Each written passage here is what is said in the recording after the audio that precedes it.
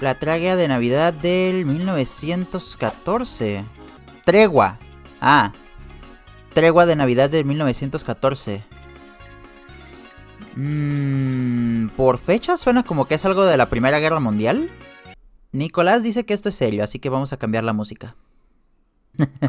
Está, está muy animado como para andar la música de Mario Kart como para hablar de guerras. A ver, vamos a ver qué podemos poner. Y hoy un video de Armapedia que es muy bueno. Ah, sí, mira, le atiné, lo inferí. Esta es la respuesta que me dio la inteligencia artificial de Google, rápido.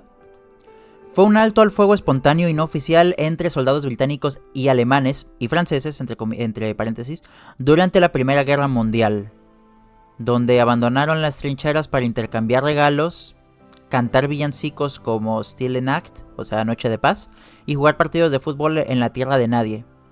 Un momento simbólico de humanidad que los mandos militares prohibieron repetir, según relatan. Wow. ¿En dónde fue esto? O sea, ¿mundial? ¿O fue solamente en un lugar? Bueno, hay un video de Armapedia, vamos a verlo. Ok, vamos a reaccionar al video de la tregua de Navidad de 1914 por Armapedia. La Primera Guerra Mundial, uno de los conflictos más devastadores de la historia moderna. Este dejó una estela de destrucción difícil de describir que le quitó la vida a más de 10 millones de jóvenes soldados. Sí. Este conflicto bien sentó las bases de futuras guerras de una brutalidad aún mayor como lo fue la Segunda Guerra Mundial. En los helados días de diciembre. Una cosa que es que a veces se nos olvida que estamos hablando de Tercera Guerra Mundial mucho hoy en día y no se nos olvida que se llama Segunda Guerra Mundial porque es literalmente la secuela de la primera, o sea, desde un sentido irónico y bastárdico, pero sí, o sea, la Segunda Guerra Mundial existe precisamente por consecuencias de la primera. Sí. El ánimo de los soldados de todos los bandos se hundió al darse cuenta de que tendrían que pasar el invierno en las frías y miserables trincheras. Los soldados de ambos bandos pasaban. Y los políticos y los gobernadores, ellos bien felices tragando pavo, ¿no? Pasaban sus días en condiciones extremas de frío, compartiendo sus limitadas raciones de comida y sufriendo de plagas de ratas, pulgas y piojos. Dormían en trincheras húmedas Dios, y qué cuevas horror. subterráneas donde el lodo a veces les llegaba hasta por debajo de las rodillas. Otros elementos como la artillería también hacían que cada día en las trincheras fuera literalmente un infierno. Las estrategias agresivas adoptadas por los altos mandos, diseñadas para mantener a la infantería en constante claro. acción, terminaron exacerbando la ya tensa situación. Actividades como las patrullas. Sí, soldado que pasaba de los 25 años porque ya era general, ¿no? Ya era pinche el teniente y su puta madre, ¿no? Porque ya para ellos ya eres viejo. Nocturnas, la vigilancia intensiva de los parapetos, el lanzamiento continuo de bombas y la descarga implacable de artillería sobre el enemigo. Lejos de alcanzar objetivos estratégicos significativos, estas acciones parecían tener un único y sombrío resultado: aumentar exponencialmente el riesgo de muerte para los propios soldados. En medio del desolador escenario de la Primera Guerra Mundial, los soldados alemanes y británicos se hallaban sumidos en una auténtica pesadilla. Una experiencia tan brutal y cruda que resulta casi imposible de comprender para quienes no la vivieron. En sus corazones, un profundo sentimiento de tristeza y desesperación se había arraigado. La moral hasta los suelos reflejaba la cruel realidad de una Navidad lejos del calor y el amor de sus familias y amigos. Una pequeña pausa, amigos. Si es que han visto la trilogía del Señor de los Anillos o leído los libros del Señor de los Anillos, literalmente Tolkien se inspiró en todo este infierno que vivió durante la Guerra Mundial para relatar cómo se siente estar en Mordor. La realidad supera la ficción, amigos. Sí, claro, el lenguaje patriótico de esa época estaba en su punto más álgido y todos los gobiernos sabían perfectamente cómo manipular a la gente para que no cuestionaran el hecho de que morir por su país era un acto heroico. No sé qué opinar con respecto a si hoy en día estamos mejor o peor. La tarde del 24 de diciembre de 1914, durante la ofensiva de Champagne, tal vez por el hartazgo que tenían de la guerra, por la celebración de sus tradiciones navideñas, probablemente por otros motivos, las tropas alemanas comenzaron a decorar sus trincheras con luces y árboles navideños, y les pedían a gritos una tregua a los británicos. Esto era algo bastante extraño e inesperado para todos. Al principio, como era de esperar, estos no respondieron, ya que pensaban que se trataba de alguna inteligente estrategia de los alemanes para tomarlos por sorpresa e infligirles bajas. Y sí, imagínate. Así que decidieron esperar muy alertas. Sería la manera más hija de perra de hacer una estrategia militar, ¿no? Te van a meter la Navidad como el caballo de Troya. Qué cabrón estaría eso, pero no, bueno, parece ser que sí fueron buenas intenciones. Respondieron, ya que pensaban que se trataba de alguna inteligente estrategia de los alemanes para tomarlos por sorpresa e infligirles bajas. Así que decidieron esperar muy alertas. La gente a veces sobreestima el tamaño de la tierra de nadie, pero las trincheras solían estar separadas por unos 200 metros, a veces menos. Día y noche, los hombres se oían hablar, gritar o cantar. No eran raras las conversaciones entre ambos bandos. En la mañana de Nochebuena llegaron regalos navideños a las trincheras alemanas: chocolate, dulces, cigarrillos, tabaco, alcohol y montones de pequeños paquetes y cartas de sus familias. Ya estaba anocheciendo y los alemanes se divertían cantando villancicos, gritando chistes y comiendo. Fue una Nochebuena de puro gozo para las tropas alemanas. A medianoche, un silencio inquietante se apoderó del lugar, lo cual era un dulce para el oído de los soldados si consideramos que durante semanas solo escuchaban artillería cayendo, disparos... Sí, claro, la diferencia de escenario. E insultos. El 25 de diciembre de 1914, en la mañana de Navidad, con la niebla despejada, la calma persistió. Se escuchaba el canto de los pájaros en lugar de disparos, y todos se preguntaban qué pasaría a continuación. Llegó un momento de ese día en que un grupo de soldados alemanes salió de unas trincheras expuestos a los disparos y gritaron a las trincheras británicas: ¡Feliz Navidad! Los ¡Ay, qué hermoso! Observaban. Sin embargo, decidieron salir aún sabiendo que esto podía resultar ser una trampa. Poco a poco, soldados de ambos bandos caminaron temerosos durante varios metros para verse cara a cara con sus enemigos. My name is Jim. My name is Otto. Con esta acción Ay, se dio Dios. inicio a la tregua de Navidad, uno de los Qué eventos más hermoso. impresionantes en la historia bélica.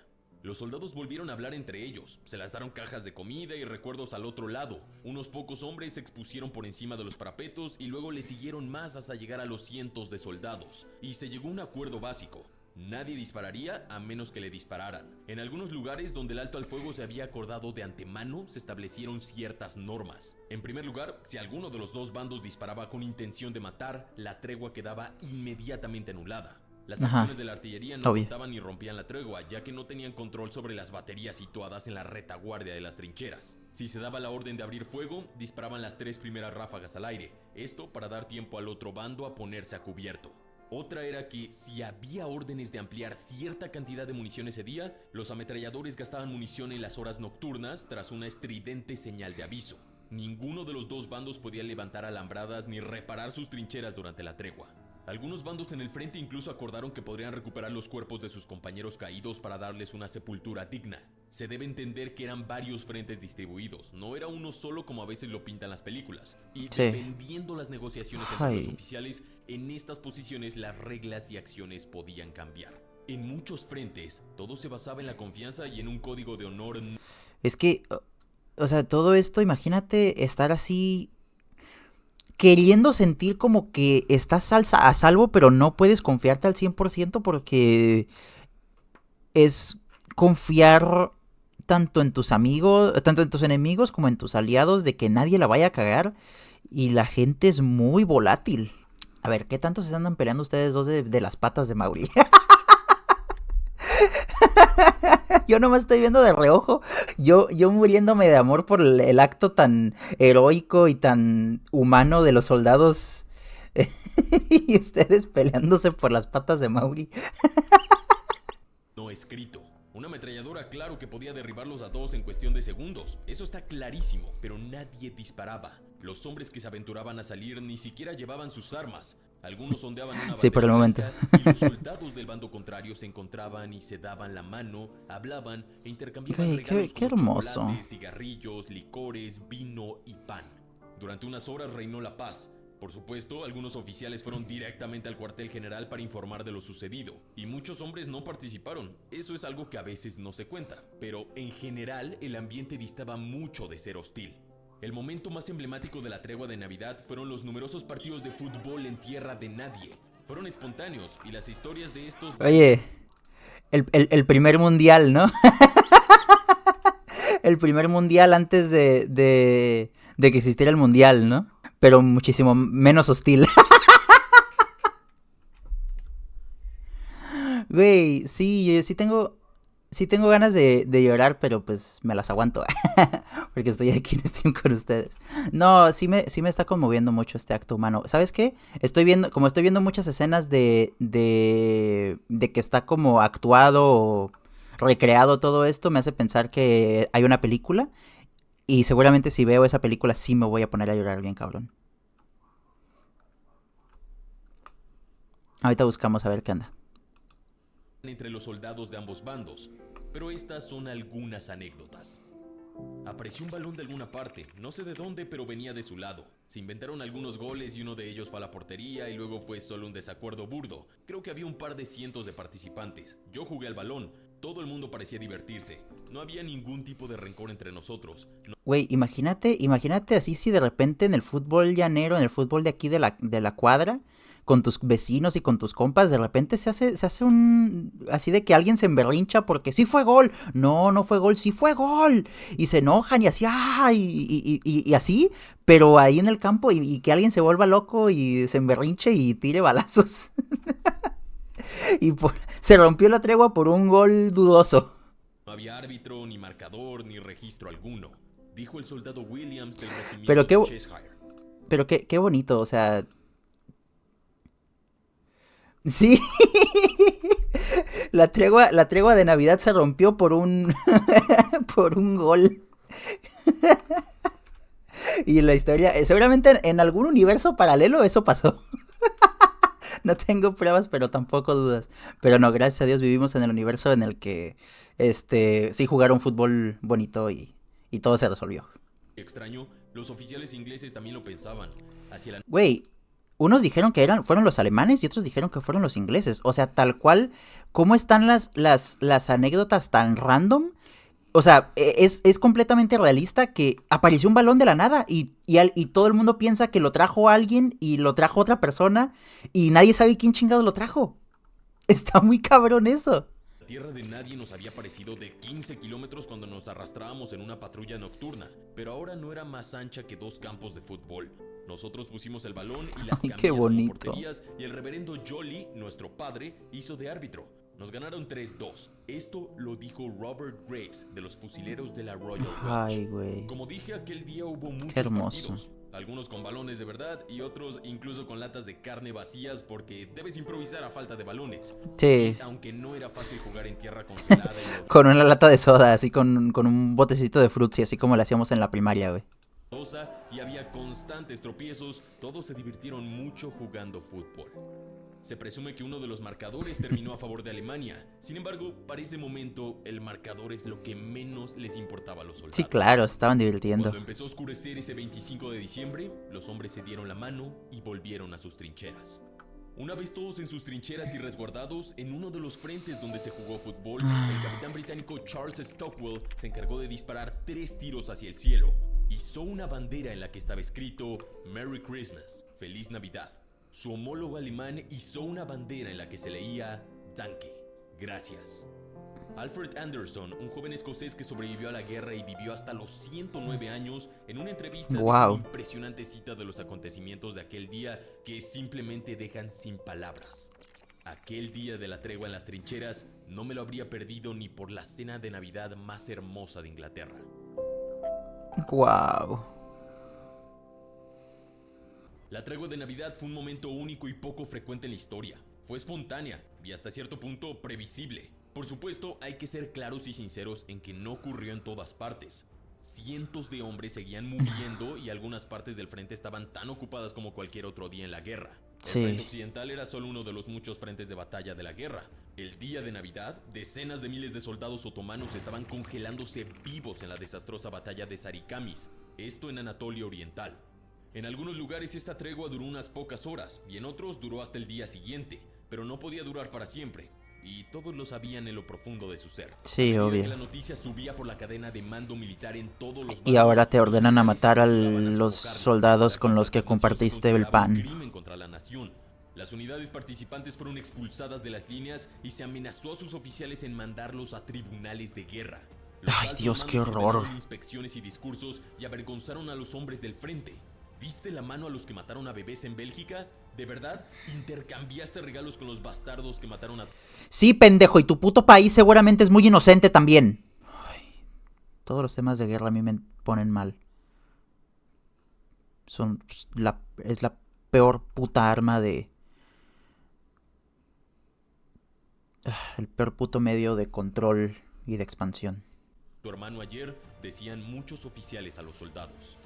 Aunque la prensa no tardó en hacer eco de la historia en aquel momento, la censura no tardó en reprimirla. La tregua se convirtió en... Perdón por gritarle al micrófono, pero me descontrolé. hubiera existido, solo sobrevivió a través de los recuerdos de los que habían participado y compartido las historias con sus familias o amigos en cartas, o décadas más tarde, ya terminada la guerra, en entrevistas que les hicieron a veteranos de guerra. Perdónenme. Perdónenme. Es que, güey, imagínate, tenía el micrófono aquí cerquita porque estaba susurrando y estaba hablando tranquilo porque estaba así todo... Ay, no puede ser. Y de repente me dicen esta pendejada de los dirigentes y los generales que estaban diciendo así, pues me agarró. me agarró mal. Perdónenme. Contribuyeron a un clima de amargura y desconfianza mutua. Lamentablemente, estos desgarradores eventos aseguraron que la tregua de Navidad no se repitiera nunca más de la misma manera. Sí, a lo largo del conflicto se organizaron treguas pequeñas y focalizadas en todos los frentes, generalmente para tareas como la recuperación de cadáveres. Perdónenme, ya. Aunque estos acuerdos informales se respetaban, el nivel de confraternación visto durante la tregua de Navidad nunca volvió a manifestarse en la misma magnitud. Obviamente no les conviene. Décadas más tarde, la historia de la tregua de Navidad se volvió muy popular en todo el mundo. Tanto así que en el año 2005 la película francesa Joujou Noël, con el protagonismo de grandes actores, retrató este fascinante evento histórico. Mira, ahí estaba la película que decía que quería ver, basada en eso. El torneo internacional de fútbol más prestigioso a nivel de clubes en Europa conmemoró el centenario de la tregua de Navidad en las trincheras, donde se levantó un monumento donde se cree se disputó el emblemático partido de fútbol entre los soldados alemanes y británicos. ¡Wow! ¡Qué hermoso! Ahora quiero concluir este video con la cita que dio un soldado británico sobre aquel día de la tregua de Navidad. Durante un solo día, las fuerzas enfrentadas se mezclaron en conversaciones amistosas e incluso en juegos. Fue un espectáculo asombroso y debe despertar amargos pensamientos sobre aquellos conspiradores de alto rango contra la paz del mundo, que en su loca ambición habían empujado a tales hombres a tomarse unos a otros por el cuello en lugar de por la mano.